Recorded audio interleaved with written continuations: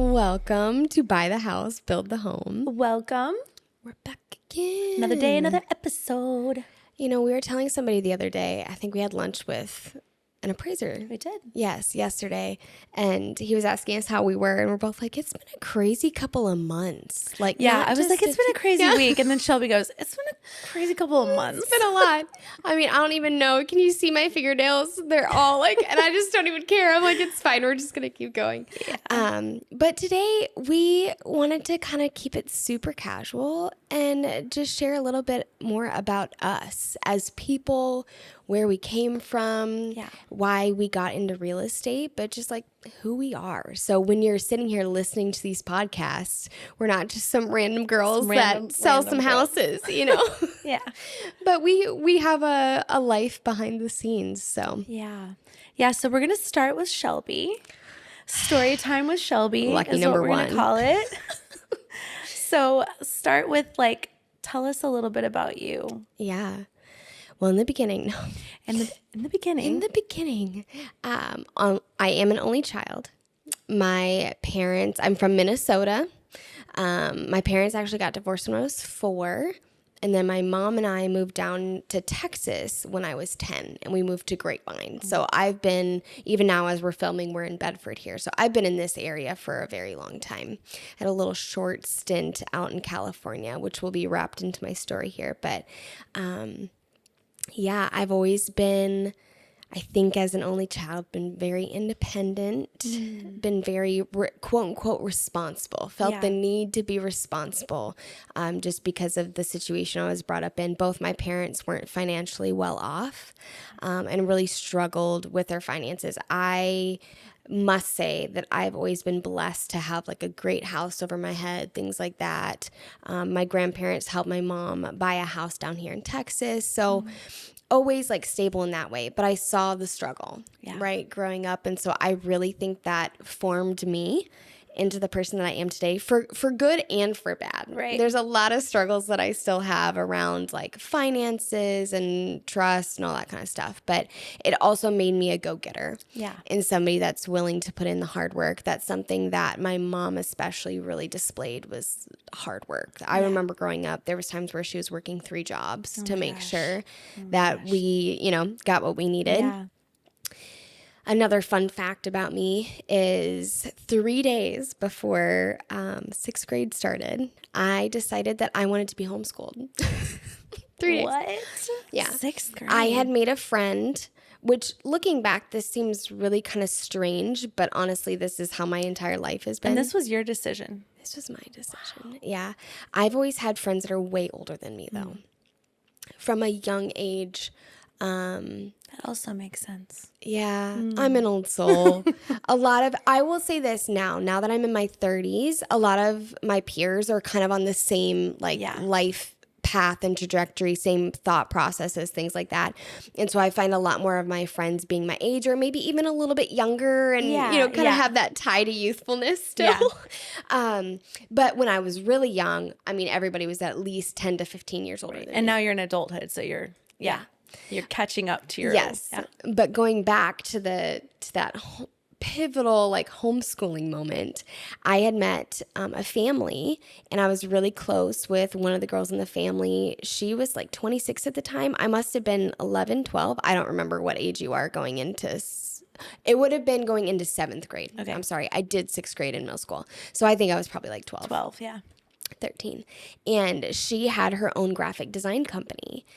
And I just thought that was the coolest thing, that she wasn't tied to anybody else. She was making her own money. Now looking back, I'm like, I don't think she was making that much because she was still living with her mom and dad. But you're still like, wow. I'm like, oh my gosh. But it inspired you. It struck inspiration. Did. Yeah. And that whole family had been homeschooled.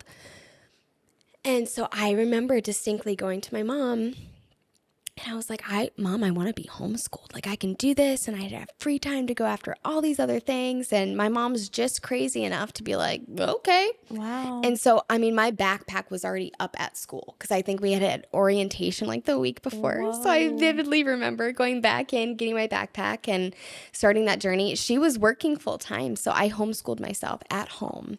Probably not the best thing for me socially, but you know, I'm here. I'm kicking it. I'm not too normal. Oh my God. I'm not the one that sits in the corner and can't communicate.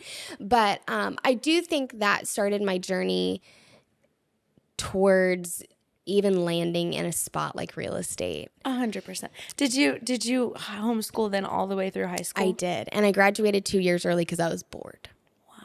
So that will tell you a bit about my personality as well. During that time. The joke I like to say with Shelby is like, she can get done in 4 hours what a normal person would take 8.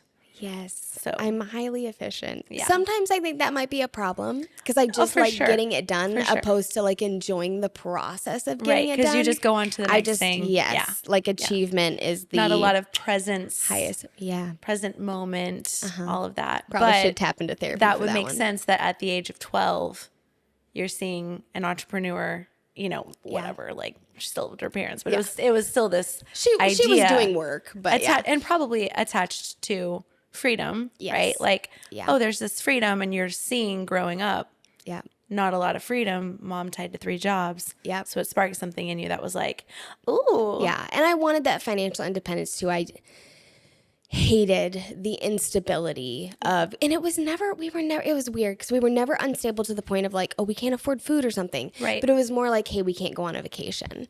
Yeah. We can't, like, you need to take care of every piece of clothing you have because we might not be able to just there was a lot of restriction and get something. Yeah. Yes. Or I saw finances being spent on things that probably we didn't need to. It was this weird, like, okay, we don't have it, but are we coping by going out and spending it on something that's not necessary right now? Yeah. So it was an interesting dynamic that has stuck with me. Interesting. But yeah, so homeschooled. I was heavily involved in tennis for 5 years. For 5 years, I played tennis every single day. I'm so good at Wii tennis. I'm not good at Wii tennis. It's been years since I played Wii. Do they still have those? I have 100% like gone against the grain with pickleball. I haven't even tried it yet, and I think it's because I'm OG tennis. I am like, look, when I played back in my day, we played with the whole court. Pickleball might be hard for you if you were a legit tennis player because it's not. It's not I feel the like same. you'd be at a massive advantage from anyone else playing pickleball because I think tennis is way harder. It probably is. It's more physical. Without doing it, I probably shouldn't speak to it. You know, I read that this is a little sidebar. Yes, I read this thing and it was like older people are having like all these injuries and it's because they're all playing pickleball. It's like, but it's such a good sport like tennis for elbow? older people. It's a good sport and it's like so fun. And I feel like you don't have to be that athletic to be able to be okay at it. Yeah. The really good people are super But athletic. I mean, maybe you should be so you don't get injured. Yeah, maybe that's anyways, I where was like, we're at. it's like the sport that older people are like, I can do this. Because otherwise you have to learn golf, you know? And who wants to learn golf? I mean, a lot of people do, but it's not I just love the golf carts. Yeah. It's the carts. I just want to go the carts drive. and the goofy pants. We love it. Yes. Yeah. And the hats. My husband and I and his mom was in town the other day and we went to a restaurant really quick to have breakfast and he made a joke. He's like, you think they play golf because they were in their little 100%. polos, their perfect golf pants, they got the cap on.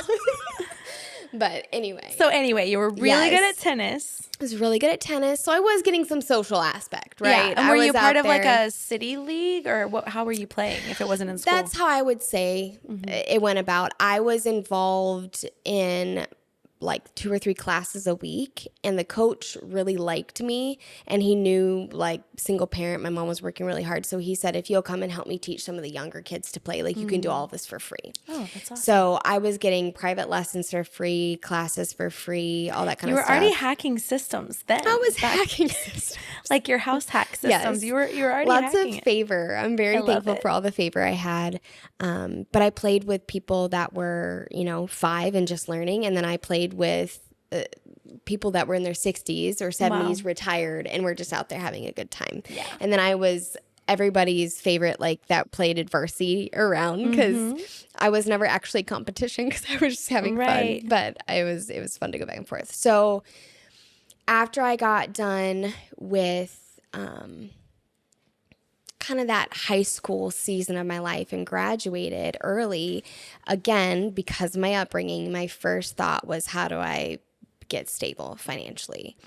And I knew that I didn't want to do college. I think I tried like one semester of junior college, and I was like, I can't sit in the classroom. I'm bored out of my mind. I can't do this. And so I started working full time.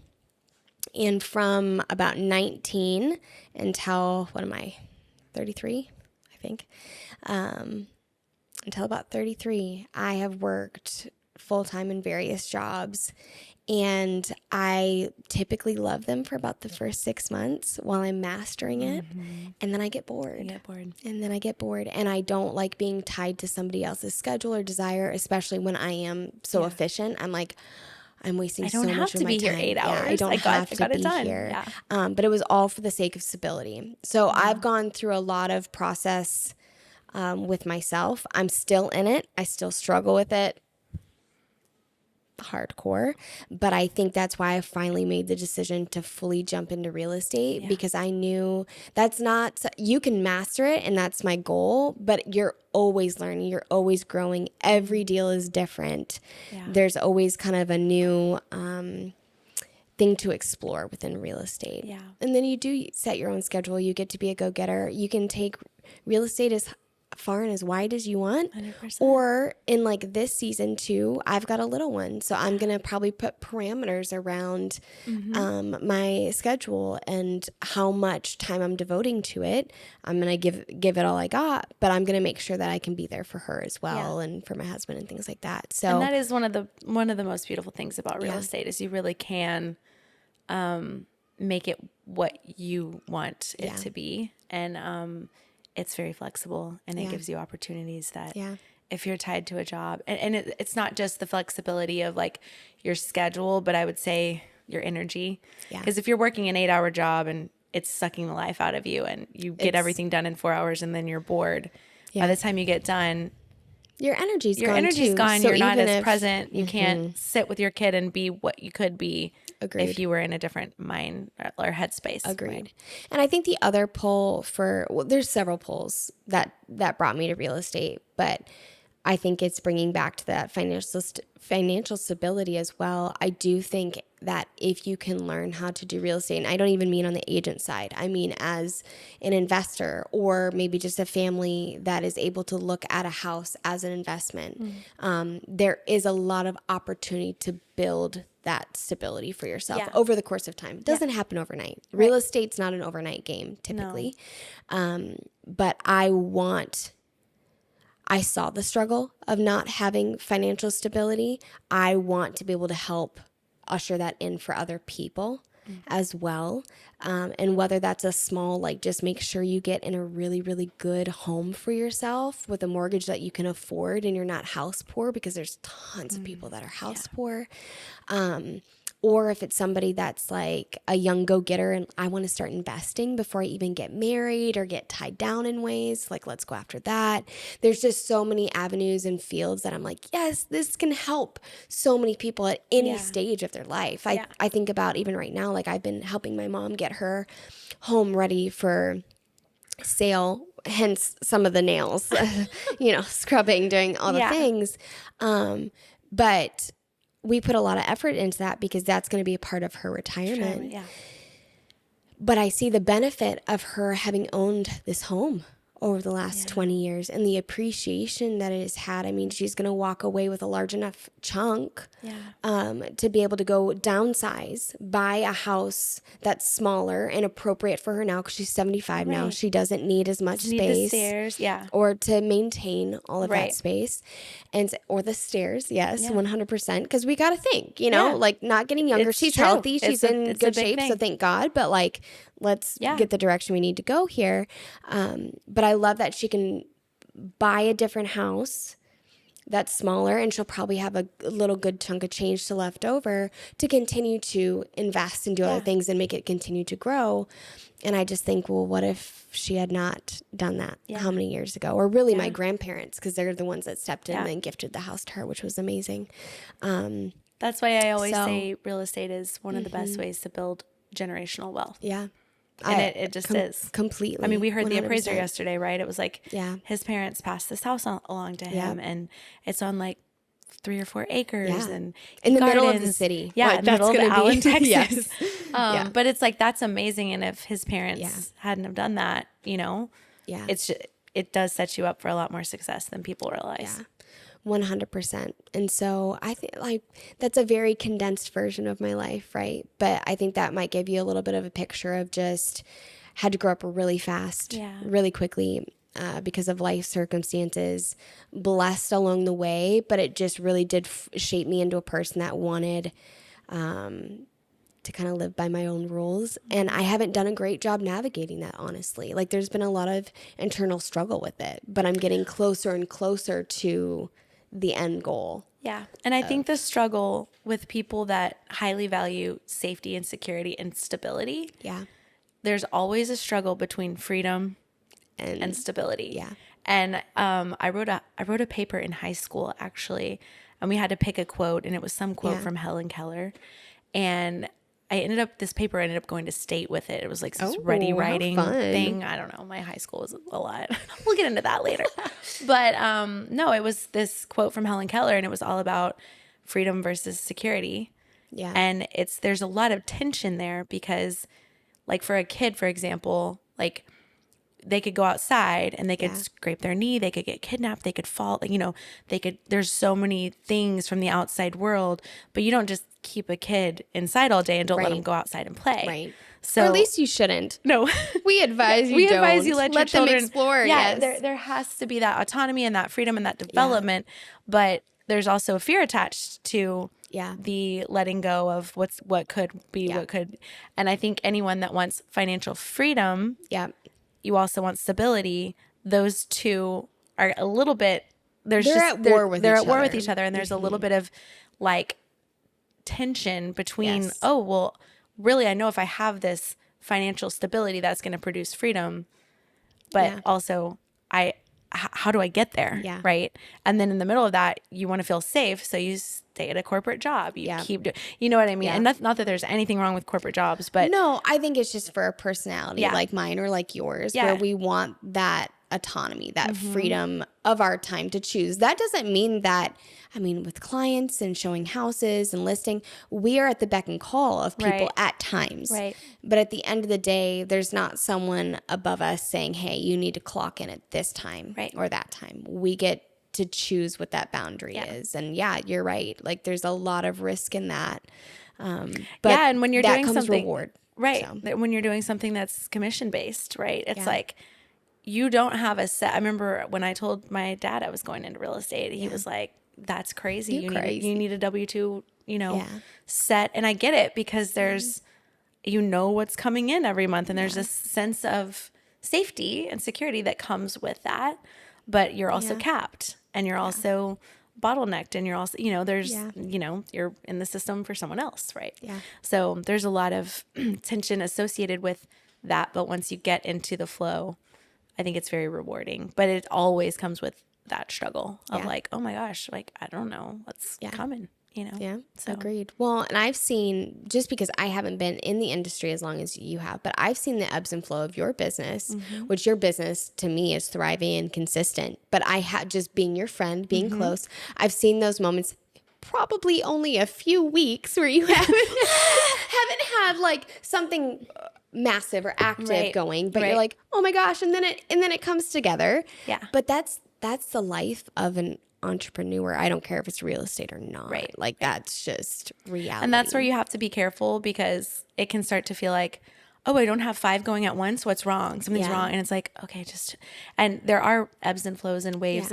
but you can kind of get a little, not addicted to, but like you get on this, like, when you've got so much going on, then when it does slow down, and you have to be able to sit with that and go, okay, I need to take a minute and this is great.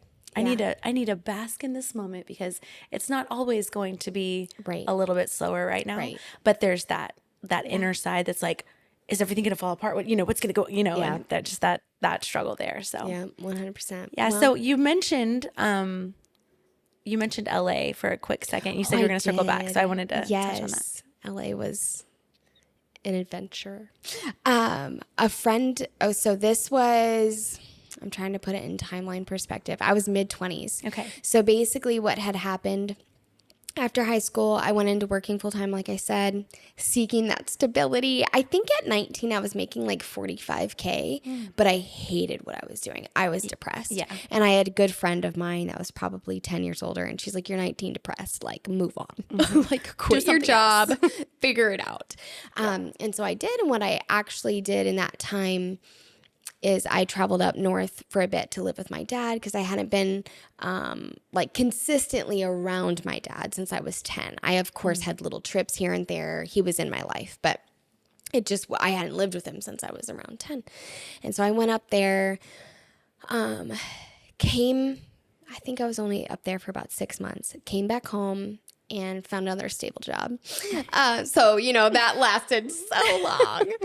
But while I did that, I met a friend of mine, and she was a worship leader actually out here. And we started doing a little bit of worship together, things like that. And we just bonded very quickly. When you meet somebody and it's like, friends, yeah. Oh my gosh, yeah. And so we did a lot of stuff together. Well, we both decided, which I think this is just kind of being young and maybe not naive might not be the right word, but young and like hopeful, we're like, let's go out to LA and do worship stuff out there and change the environment. And not that you can't, but it was just a very ambitious goal for two young girls. So I think I was like 24 maybe. Mm-hmm. And we decided, okay, we're going to move out to LA. So I quit my job. It's funny because I like stability, but I take a lot of risk often. Yeah. There's the conflict. There's the tension. Go. But I quit my job. She was a graphic designer as well. And so she didn't need to quit. Like she was just going to, do it remotely from there. So it was great. And on the way out there, this is a part of my story too, we were visiting friends in Colorado. They're her friends, and I met my husband. Didn't know he was going to be my husband. Met him, really enjoyed him, but he was originally from LA, and all he kept telling me is how much he hated LA. I understand now. There was reasons. We get it. Yes, I get it. But I was like, okay, cool. I'm like, but I'm moving to LA. That's where I'm going to be. Here you we hate go. That, I'm going to be there. Yeah. So. And fast forward a few months, and I won him over, and he moved out to LA with me, and his family was still out there, so that made it a little bit. Couple of months, that man laid everything down and moved to the place he didn't want to be. Yeah, he's crazy. He's crazy. Texas was the second place that he never wanted to move to, and we've been here for 5 years again. He's living his best life, honestly. Yeah, 100%. He's probably one of the most Texas people I know, though. Love it. Yes, so, I would agree with that. Yeah, I would agree. So here we are. But that shaped the beginning of living in LA for about 4 to 5 years, I think, roughly. And that was actually a really cool experience. I had never lived like in the city. And you guys were newly married out there, right? 100%. Yeah. Okay. He moved out there, continued to pursue me. I was like, oh my God, what's happening? And then we got married. All of it was very quick. Met and married within 10 months. Wow. Yeah.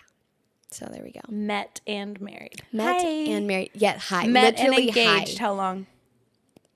6 months. 6 months. Okay. Okay. Yeah. Yeah. You know. Yeah. But yeah, it was just a really interesting time to be in the city like that. Because like I said, I grew up in a small town in Minnesota and then suburbs here. But honestly, with a single mom and with me just working full time, like I wasn't ever the girl that's like, let's go to Dallas and hang out or let's go to Fort Worth. I'm like, okay, Grapevine. Yeah. Like, Grapevine Main Street. Let's go. Yeah. Or the lake, And so that was very eye-opening. I learned how to parallel park like a pro. I can still do it to this day. I feel like that day that I did that really well and properly, I was like, I am an adult now. Yes. I just parallel parked, and I feel like there's this sense of like, what else can I do? It's a great accomplishment, 100%, empowering. especially like first try. You know, it's just, I mean, like, when you can get it and it's not like happening. Yeah. And I don't always get it still, but I've gotten really good. And I'm like, who am I? My mom would be so proud. I had to do it the other day for the first time in probably about a year. And I still did it first try. And I was like, okay. We still got it. It's in there.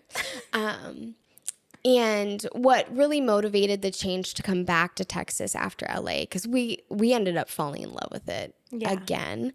But we had our little one, Atlas. I didn't even mention her in all of my story. Oops.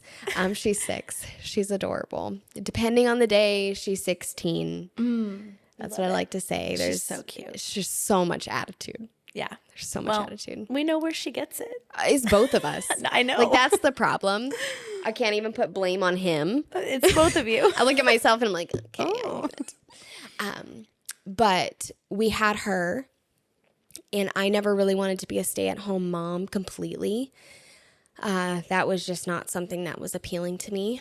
And so that first year I ended up being home because it didn't make sense financially to get a nanny out there. Like, you've been out there for a season. Paying a nanny out there, you're paying like $80K probably a year. And I wasn't making that with what I was doing out there. So I stayed home. And after about a year, I was pretty depressed because I didn't have a lot of mom friends, things like that, which a lot of that's on me. Like, I didn't go out and try to make mom friends. I think I went to one mom's group and I was like, these are not my people. I was like, this is not it. And so in that process, my husband had also stepped out of music, which is his great love in life. And he stepped out of music to support our family, which was amazing. But we just started having conversations. I'm like, hey, I've got ties to music back in Texas. Like, my mom's back in Texas. I know that she would 100% step in and do all that she can to help with Atlas, and I've got great community and friends. So that's what brought us back here and got us reestablished here. But that was my short little stint to the LA life. I think my favorite thing about LA, and then I'm going to pass it to you to tell your story, is we got adopted by a coffee shop out in LA. These people loved us. We got free coffee twice a day for about 3 years. And no one here has done that for us. That's significant. I'm deeply free unwell. Coffee twice. But how much do they charge back over in LA? Where like, is it like $9 a cup of coffee?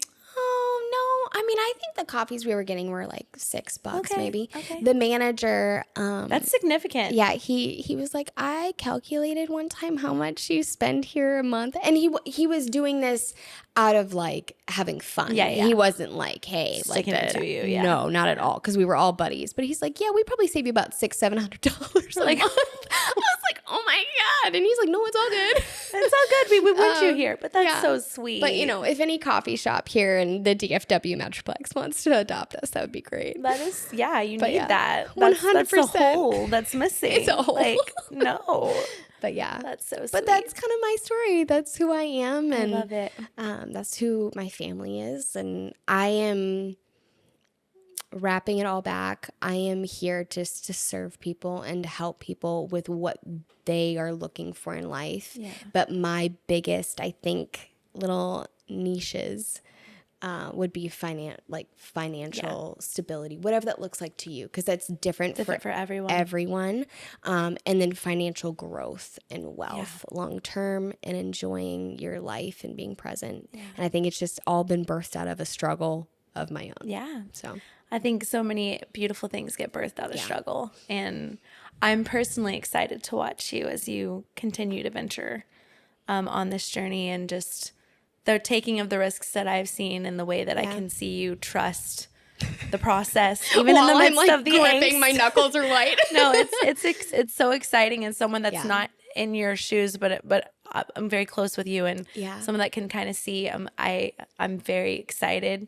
I know you're not always feeling that same way, that other people can see the perspective of like your story unfolding, and who knows how it's gonna land. Like, when you were out in LA, you had no idea you'd be coming back here. There's just, we don't know how things are going to fall, but I'm so excited to see. And I think you carry so much passion and wisdom and insight, and like, you are a go-getter, but you're also very personable and very relatable. And you have a very unique set of skills, I would say. So I'm excited. I'm invested in you as a person and as a friend and as a fellow realtor. Thank you. And I can't wait to see how it continues to unfold. Thank you. We could get on here next month or next week and you could be like, this happened. Yeah. Like, oh my gosh. Life Sincerely. just has a way of coming at you. So. 100%. So that took way longer telling my story than I thought. Well, trying to tell that much, in a condensed amount of time is hard. I feel like mine would be like 7 hours. Well, get ready for that next time because that's part 2. Part 2. I'll keep it less than 7 hours of Betty's life. My gosh. But yeah, we will make this a part 1 and a part 2 because I think that will be best. I think that's listeners. Better. We'll pick back up. Awesome. But thank you so much for sharing a little bit of your story. You are I love awesome. sharing it. So amazing. Well, thanks everyone. Have a great day. Bye. Bye.